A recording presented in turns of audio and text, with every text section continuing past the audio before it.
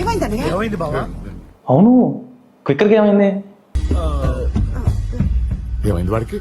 కలిసి గ్రోవదాం, పాలు కొట్టేసండి.